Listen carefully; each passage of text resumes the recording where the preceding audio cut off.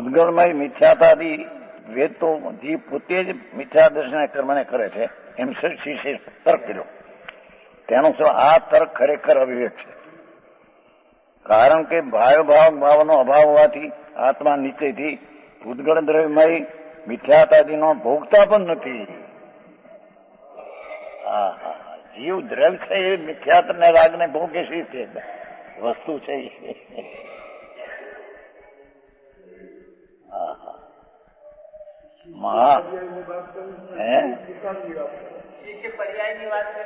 એ તો વાત ઈથી કરે ને એને તો વિદાય છે ને એમ કે, પણ ઓલી વસ્તુ છે એ ક્યાં વિદે છે? એમાં છે ક્યાં? એમાં ત્યાં જાને આમ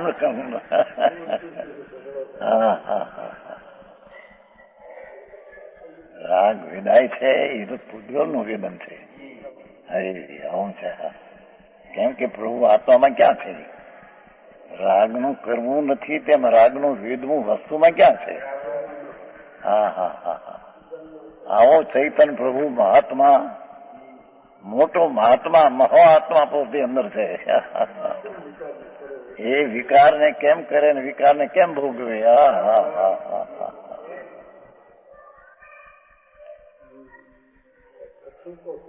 કઠણ છે તો હળવે હળવે કહેવાય છે જરી. માર્ગ એવો છે બાપુ. આ તો પરમ સત ત્રિલોકનાથ સર્વજ્ઞ જિનેશ્વર દેવની વાણી છે. પ્રભુ તો દ્રવ્ય સ્વભાવ છે ને તારો, એમ કે છે તારો દ્રવ્ય સ્વભાવ છે એ તો ત્રિકાળ નિરાવરણ છે ને, એને આવરણ હોય તો એને ગુણસ્થાન ભેદ પડે. સમજાણું કાંઈ? એ તો પર્યાય ને સંબંધ રાગનો છે, દ્રવ્ય ને સંબંધ રાગનો છે નહીં.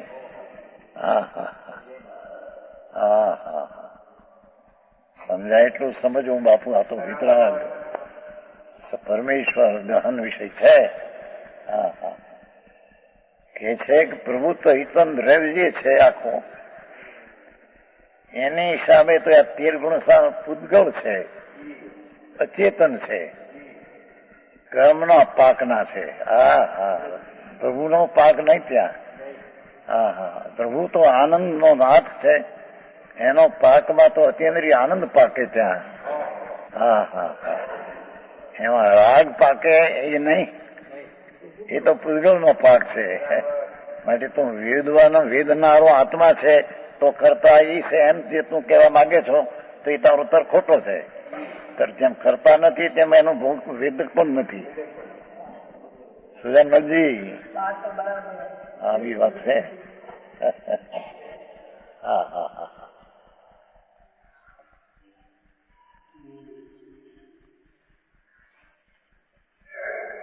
ભાઈ નિશ્ચયથી પૂતગળ દ્રવ્યમય મિથ્યાતાથી મિથ્યાત્મને તો પૂતગળ કીધા. મિથ્યાત પરિણામ, અવર્ત પરિણામ, કષાય પરિણામ, સજોગમાં પણ જે જોગ પરિણામ એ બધા પૂતગળ કીધા. પૂતગળના પરિણામ પૂતગળ કીધા. એ તો બોલામાં આવે છે ને 77 પૂતગળ પરિણામ કહીને પછી પૂતગળ કહી દીધું. પૂતગળ દ્રવ્ય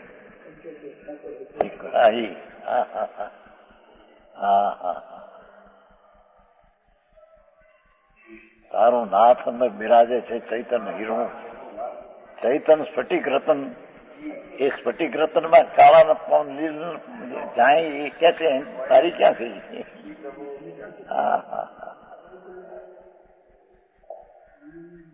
જયારે સિદ્ધ કર્મ હોય કે કાળી રાતી જાય તો એની યોગતા છે થઈ છે. એ તો પર્યાયની સિદ્ધ કરવી હોય ત્યારે, પણ જ્યાં દ્રવ્ય સિદ્ધ કરવું છે એકલું નહીતર કઈ સ્ફટિક મણીમાં કાળા લીલા ફૂલ હોય અને ચાય પડે છે એ કઈ એને લઈ નથી પડતી, એની પોતાની યોગતા છે. પર્યાયની એની પોતે યોગતા છે. લાકડામાં એ રાખશો નહીં પડે, સ્ફટિકના બી એમાં યોગતા નથી.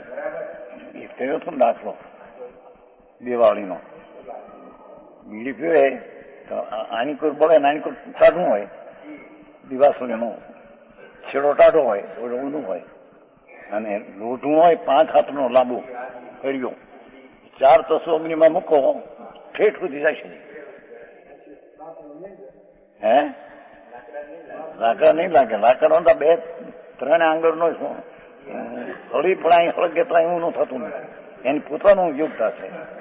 અને રોઢું ત્યાં 5 હાથનું અને 4 તસુ અગ્નિમાં મૂકો એટલું આમ હરડા ઊનું ઠેઠ ઝાલી નહીં શકાય. એની પોતાની યોગ્યતા છે. સમજાણું કાંઈ? એમ જયારે વિકાર ને સિદ્ધ કરવો એની પર્યાયમાં, ત્યારે એની પોતાની યોગ્યતા છે.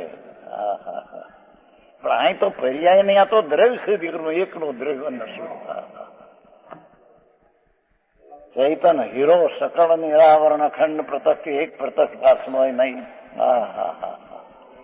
એવું જે શુદ્ધ પરિણામિક પરમભાવ લક્ષણ ની જ પરમાત્મા દ્રષ્ટિ હું છું. ખંડ જ્ઞાન તે હું નહીં. એ સમ્યક દ્રષ્ટિ આમ ભાવે છે, પણ આ તો સમ્યક દર્શન પહેલા પણ એને સમજાવે છે.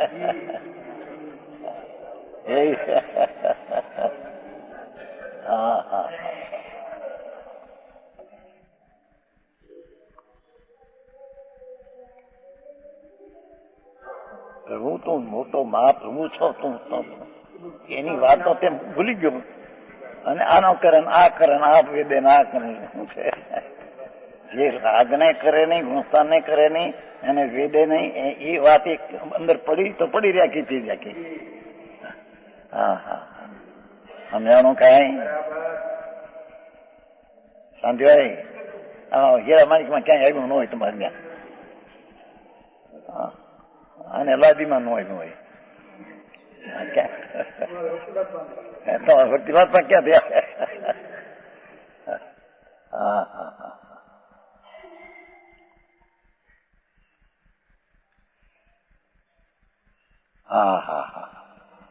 પૂજ્ય દ્રવ્ય મિથ્યાત્વ ભોગતા પણ નથી, તો પછી પૂજગળ કર્મનો કરતા કેમ હોય? જયારે તેનો ભોગતા પણ નથી તો કરતા કેમ હોય? માટે એમ ફલિત થયું, એનો ફળ એ આવ્યું કે જેથી પૂજગળ દ્રવ્યમય 4 સમાન પ્રત્યોનું ભેદરૂપ 13 વિશેષ પ્રત્યેક આશ્રકો. પૂજગળ દ્રવ્યમય એક તો એક વાત નથી પડી.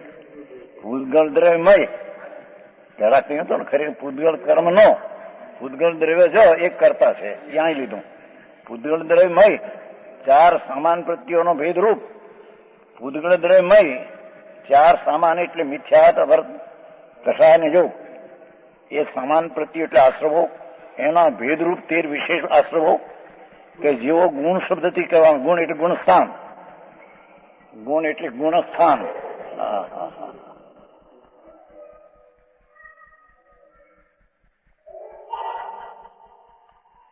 હું ક્યાં નવરાશી માણસ ને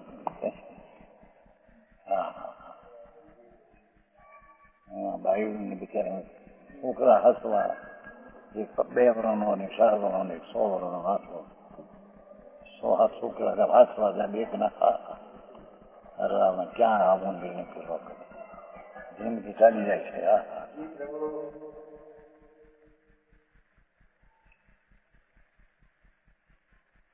પ્રભુ તું એક ચૈતન રતન, એ અચેતનમાં કેમ આવે પ્રભુ? ચેતન હિરલો એ અચેતન રેતીમાં ધૂળમાં કેમ આવે? એમ કે છે અચેતન કીધું ને. ચૈતન રતન હીરો પ્રભુ, એ ગુણસ્થાન અચેતન છે, એ ધૂળમાં હીરો ક્યાંથી આવે?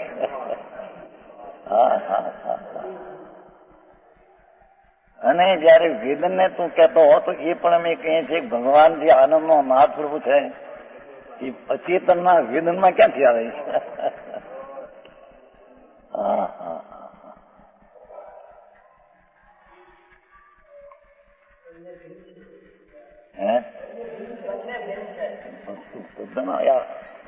પ્રભુ મોટો મહાદ્રવ્ય એટલે બાપા છું.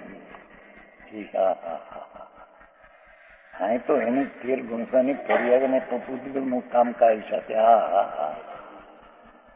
એ ચૈતન વસ્તુ મહાપ્રભુ મહાત્મા છે. મોટો આત્મા મહાપ્રભુ છે. હા હા હા હા હા આવે છે મહાપદાર્થ. હા હા હા હા એ વસ્તુ મહાપદાર્થ પ્રભુ છે.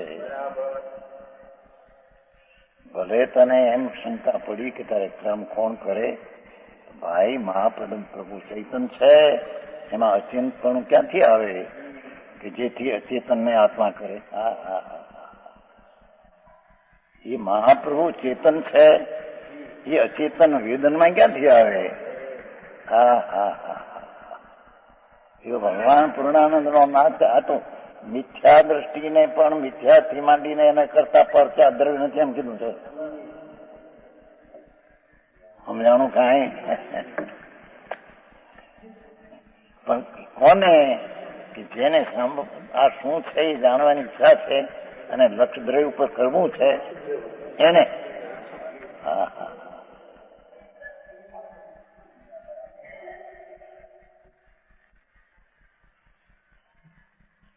માટે એમ ફલિત થયું કે પૂતગળ ધર્મના 4 સમાન પ્રતિઓ, મીઠાથી 4 આશરો, 13 વિશેષ પ્રતિઓ, જેમનું નામ ગુણસ્થાન છે તેવું જ કેવળ કર્મોને કરે છે. હા હા હા ભગવાન દ્રવ્ય સ્વભાવ ગુણસ્થાને કરે નહીં તો પૂતગલ કર્મને કેમ કરે? નવા બાંધે કેમ? એને બાંધું ક્યાં? હા હા હા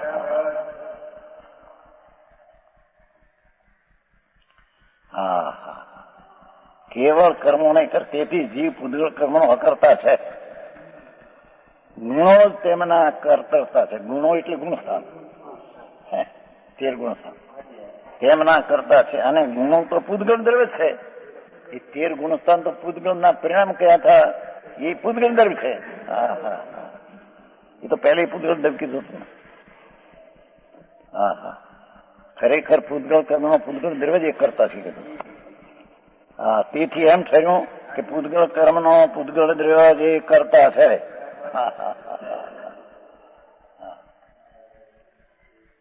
તે પરિણામ 13 ગુણસ્થાનના એ અચેતન છે અને એ અચેતન કરતા.